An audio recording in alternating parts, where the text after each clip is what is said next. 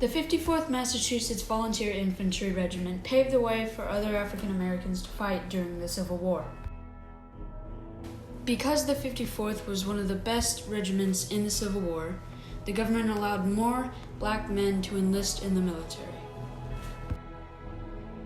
Before the Civil War began, the northern and southern states had differences of opinions on the right to the importation and ownership of slaves.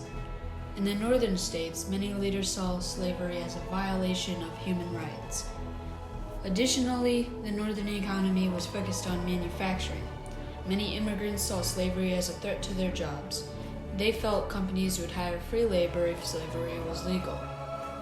The northern states began to refer themselves as the Union under the national government of President Lincoln. In the South, slave ownership was critical to the agriculture business. Labor was hard to come by, and plantation owners needed workers to pick crops and manage their large plantations.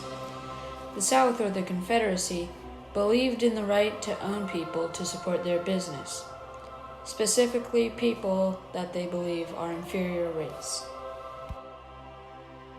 The issue of slavery caused even more tension between the North and South with the exploration of new territories in the West, such as California and New Mexico.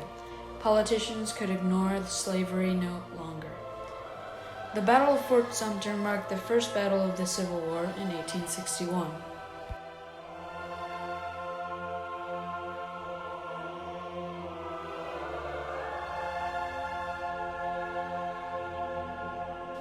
For the first 2 years, the South led the Civil War.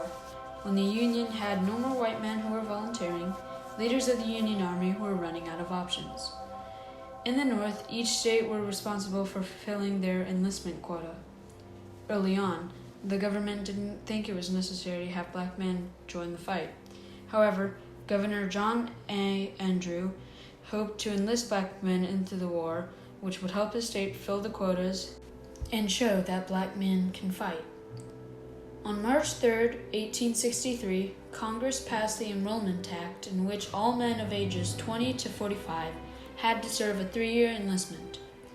This act was unpopular and caused riots throughout the northern states.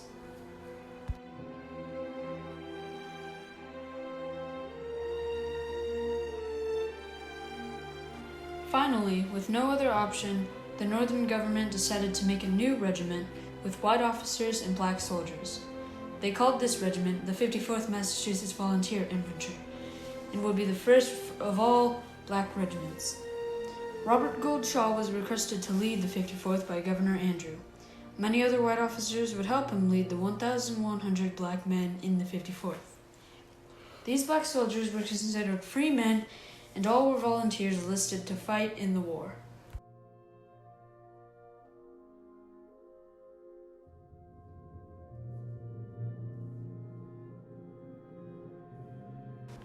Colonel Shaw and the leaders trained the 54th at Camp Meigs near Boston, Massachusetts. The men were given military uniforms and equipment. They also went through a thorough medical exam. The Massachusetts Surgeon General said that these exams resulted in a more robust, strong, and healthy set of men. The 54th participated in parades before leaving the war and were welcomed by the people in town.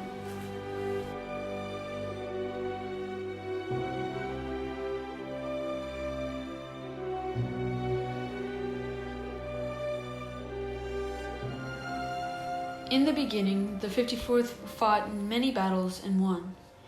They were seen as one of the best regiments of the Civil War.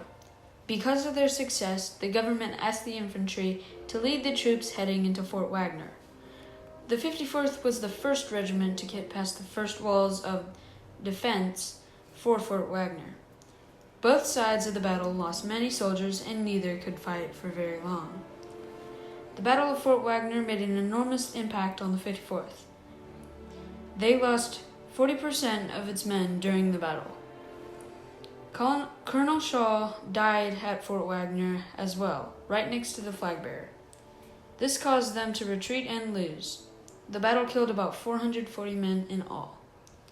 Because the 54th had already lost many men and they didn't know how many Confederates were left, they decided to retreat. However, months after the attack, Fort Wagner fell and was now controlled by the North.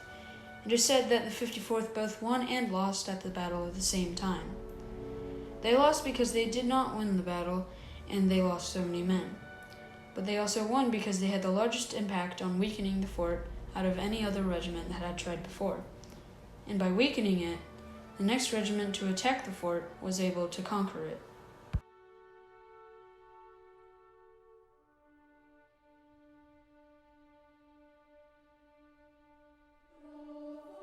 After the battle at Fort Wagner, the remaining men of the 54th returned to the north to regroup, add more soldiers, and head back south to fight in the war.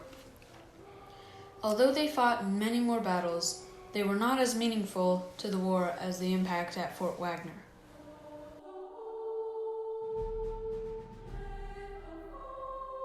There have been many books and documentaries created to share the powerful story of the 54th.